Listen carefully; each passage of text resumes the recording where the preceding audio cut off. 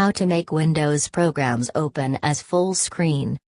By default, Windows opens its programs in a normal window size, meaning its dimensions won't fill the entire screen.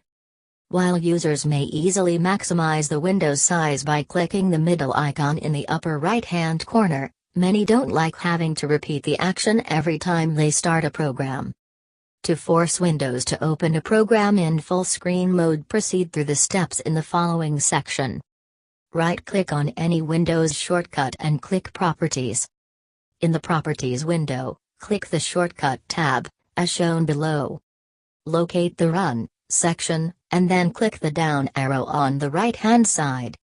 In the drop-down menu that appears, choose Maximized. Click Apply, and then OK. The program should now open in a full window.